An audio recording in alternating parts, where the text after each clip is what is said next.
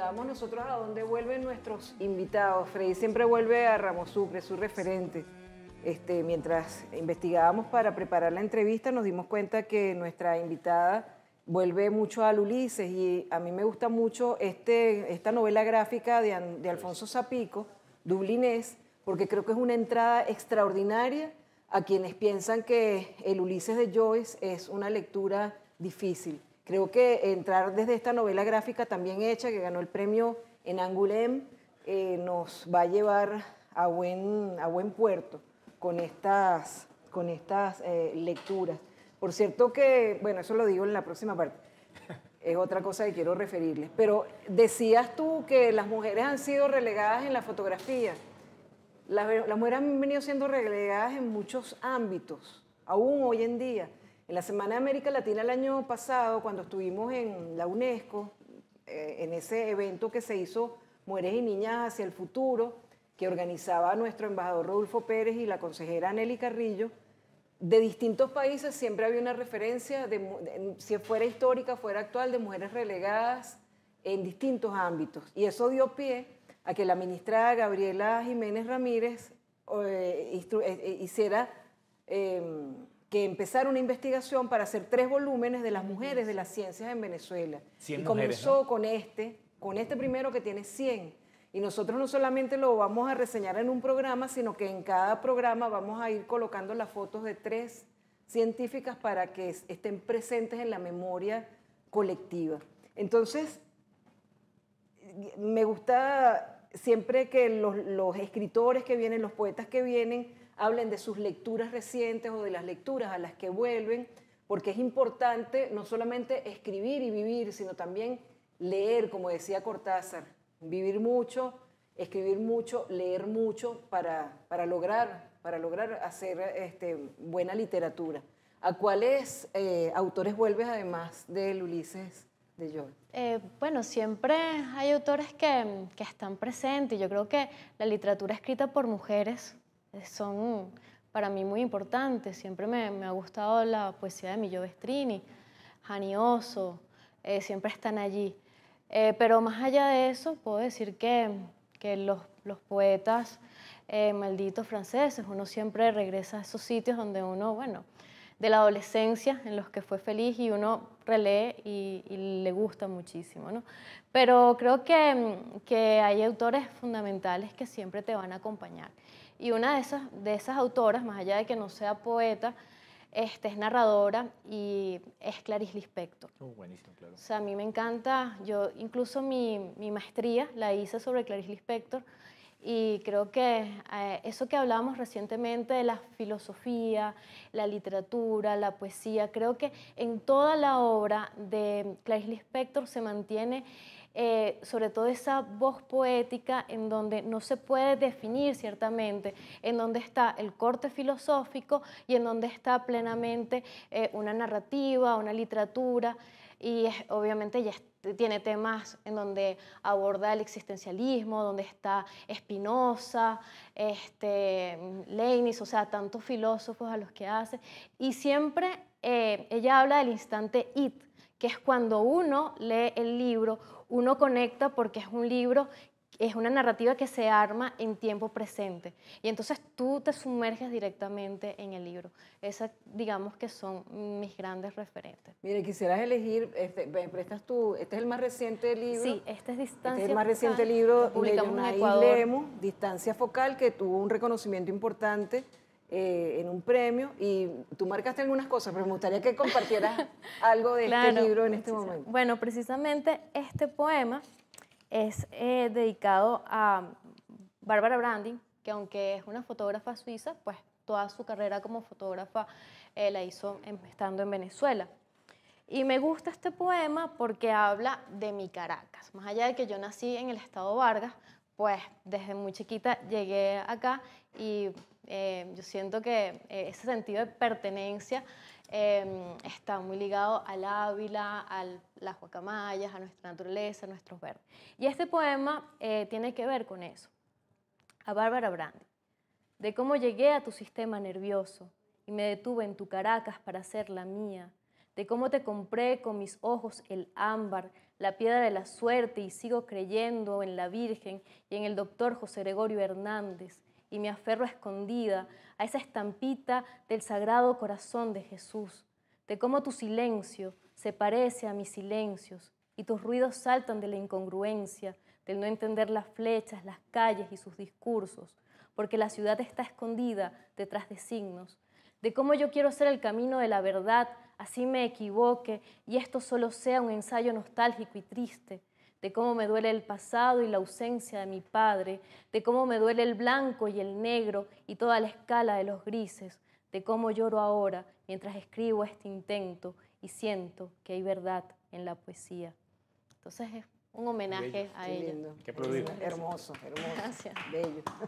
Bueno, Freddy, ¿y tú? Tú siempre estás, Freddy siempre vuelve a Platón, siempre vuelve a Ramos Sucre, es como una obsesión que tiene, pero también está revisando, claro, al estar organizando los festivales de poesía, está uno como en contacto con lo que se está produciendo en todo el mundo y los festivales de poesía se han fortalecido y la Escuela Nacional de Poesía ha sido un gran logro de este gobierno bolivariano y de todo lo que significa sensibilizar a los chamos hacia la poesía, que no les sea ajena. Pero a ver, ¿a dónde más vuelves tú y qué poema eliges tú para este momento de tu libro Sobre Blanco? De ese sobre que tiene tantas cosas. Fíjate que, hablando de escritoras, Sí. mujeres, Enriqueta Arbelo Larriba, yo creo que una de las voces más destacables de la poesía venezolana por lejos, pero es algo que se pierde de vista. O sea, lo que ella pudo ver, lo que ella pudo decir allá en su llano, en el modesto lugar que le daba a la Venezuela de entonces a una mujer escritora, pero no solamente una mujer escritora, una mujer que tenía una revelación. Sí. Porque en realidad eso es lo que hace que ella sea la poeta que es. Sí. A ella ha vuelto intuitivamente en esta última etapa y a un escritor que para mí es también capital, como lo es Ramos Sucre, y es Juan Calzadilla. El viejo Juan, yo creo que fue el que se encargó de allanar el camino a otras generaciones, Sí. para que podamos alcanzar nuevas formas de construir la poesía, más allá de los géneros literarios y más allá de la retórica, que es muy difícil de romper como tradición. Porque Juan lo hizo no solamente en un gesto de rebeldía, de innovación, digamos, sino que lo hizo en un gesto de construcción, de afirmación de las posibilidades que tiene verdaderamente la poesía para el ser humano. Y como punto cardinal para mí de la poesía venezolana, yo no podría haber escrito un libro como Sobre Blanco, no podría haber escrito nunca un libro como Del Diario Hastío, si no es porque tengo la herencia y el camino labrado que Juan Calzadilla hizo para estas generaciones. Sí, sí. Entonces volver a Juan Calzadilla para mí es siempre un oficio. Está Ramón Palomares, que para mí es otro de los puntos cardinales. Entonces tengo a Ramos Sucre, tengo a Juan, tengo a Ramón y tengo a Enriqueta Arbelo Larriba. Y soy mezquino con las mujeres porque Enriqueta Terán, por ejemplo, es una poeta monumental. Muy bueno. Pero también lo es María Calcaño. María Calcaño te iba a mencionar ahorita. Exacto, y también lo es Muy bueno. Millo Bestrini, absolutamente Sí. sí, Millo Bestrini. Y una poeta que a mí, que además tuve el privilegio de conocer cuando estaba trabajando como periodista cultural en Thatcher y vine a Caracas a entrevistar a Elizabeth Chon. Ah, excelente. Entonces iba a entrevistar a Elizabeth Chon, pero ella no quiso darme la entrevista ese día, sino que quiso hablar conmigo de poesía. Me imagino un poco calibrando a ver si yo tenía los méritos para poder la entrevistar. El caso es que esa fue una conversación para mí hermosísima. Ella habló, todo el tiempo estuvo hablando de Heidegger, y todo el tiempo estuvo hablando del ser, y todo el tiempo estuvo hablando de la Una importancia lucidez de que la increíble. poesía volviera al ser. Yo no entendía mucho porque era chiquito, estaba más joven. Era chiquito. Y bueno, sigo siendo chiquito, pero era más joven. Y recuerdo que cuando le dije a ella para entrevistarla, me dijo después. Yo me fui con la cámara, luego Elizabeth Chom murió y entendí que no había después. Pero esa conversación que tuvimos me quedó resonando por mucho tiempo. Entonces, ¿por qué uno vuelve a los escritores? Eso también es importante, ¿no? No solamente porque sean autoridades en sí mismas. Tú lo dijiste, Jonais, que leíste en la adolescencia a los poetas malditos y esa herida que te hicieron los poetas malditos queda abierta y hace que tú vuelvas permanentemente. Yo vuelvo a Ramos Sucre porque Ramos Sucre, yo siempre fui un imitador de Ramos Sucre, si lo digo sin vergüenza alguna. Cuando yo escribí mi primer libro y lo mandé a un concurso, yo tenía como 15 años o 16 años. Vivía en un pueblo en Santana del Táchira, no sabía qué hacer, no era bueno recogiendo café, no era bueno en el agro, no era bueno batiendo mezcla, no era bueno en nada. Estaba viendo a ver si era bueno por eso. Entonces dije, bueno, voy a la biblioteca. La última opción que me queda es la biblioteca. Qué maravilla. Y fui a la biblioteca y me encontré un libro, ese libro de Ramos Sucre, y abrí el preludio de Ramos Sucre y lo leí como 5 veces y me lo memoricé. Y a partir de ahí empecé a escribir. En mi primer libro se llamó La procesión de papel. Y entonces era una copia de Ramos Sucre, pero descarada. Pero eso está bien, Freddy, porque No, claro. en el camino de todos está siempre la imitación en un No, momento. el camino además de la imitación tiene que ver con el camino del elogio y, Claro. y de la afirmación de un otro. Pero Ramos lo Sucre, dice Borges sobre todo, que claro, lo inicia imitando. Borges lo dice de la mejor manera. De la mejor manera, y lo dice también Harold Bloom en todos sus Harold, ensayos sí. sobre la angustia de las influencias. Yo nunca he tenido angustia por las influencias, porque las tengo muy claras. Pero luego cuando leo a Juan, o sea, cuando empiezo a pensar que la poesía es un camino de vida, ¿no? Hay gente que dice, ¿para qué sirve la poesía? A mí humildemente me sirvió para salvarme la vida, porque no sabía qué hacer entonces con la vida. Pero me encuentro a Juan Calzadilla y me encuentro entonces me encuentro con un lenguaje de ruptura, con una forma de decir las cosas que solamente en las condiciones en que Juan creció como venezolano y se forjó como intelectual universal, se podrían decir. Entonces, no, ¿cómo era posible que las dos cosas fuesen poesía? Para mí, en mi asombro era, si Ramos Sucre es esta musicalidad, esta densidad, estas palabras que no comprendo, ¿cómo de pronto Juan Calzadilla escribe un poema como La puntería del azar? Que dice algo así como, voy a arrojar esta piedra y podemos convenir que la piedra ha caído donde ha caído. Eso es lo que se llama la puntería del azar. La puntería del azar. La puntería del azar era... Y luego leo a Ramón Palomares. Y no solo lo leo, sino que tengo el privilegio de verlo en el Ateneo de San Cristóbal, que va a un recital.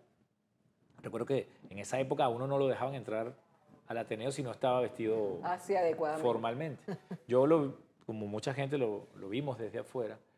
Y Ramón recitó un poema que es El Patiecito. Dice, Rómulo, ¿qué haces, Rómulo? No, aquí estoy deshiervando el patiecito y lo que te dejé de herencia, Rómulo, ¿qué pasó con eso? Se lo llevó el río, padre, no sé qué. Aquí estoy deshiervando el patiecito, más o menos dice el poema. Entonces, eso es otra cosa que yo decía, no, pero ¿cómo puede ser también esto la poesía? Y cuando ya muchos años después me consigo con Arbelo Larriba, y entonces Arbelo Larriba dice lo que el viento estuvo hablando largamente en los alambres, algo así. ¿Cómo es que esto podía ser también otro registro de la palabra poética y también de la venezolanía? Entonces uno vuelve a esos poetas o vuelve a esas lecturas porque son lecturas que te marcan, que te configuran, ¿no? Entonces, bueno, hay que mencionar el chino Valera Mora, ¿no? Ah, no, claro, yo el chino lo conocí, debo confesarlo, más tarde que muchos otros. Normalmente la gente empieza por el chino Valera Mora. Uno inicia por el chino. Claro, amanecí bien, magníficamente bien, todo arisco. Hoy no cambio mi vida por una bandera roja. Hoy mi vida toda la cambio por esa mujer alta y rubia. Cuando llegue a la facultad de farmacia, se lo diré. Asunto mío amanecer así. Es el amanecí de bala qué maravilla, que nos aprendimos. qué memoria. No, pero claro, esa es otra cosa, la poesía y la memoria, ¿no? Sí. ¿Cómo es que uno puede...? Yo tengo muy mala memoria. No, sí, ya vemos. No, a mí se me puede olvidar cómo se llama la palabra, cómo se llama eso, Mira, se me puede olvidar la palabra. Léenos un poema de sobre blanco que aparezca al azar, no lo escojas. No lo escojo. Léelo a ver qué nos dice, qué nos quiere decir el libro. Me aparece el prólogo, que es lo mejor que tiene el libro. Te aparece la mancha de impresión. Bueno, este poema...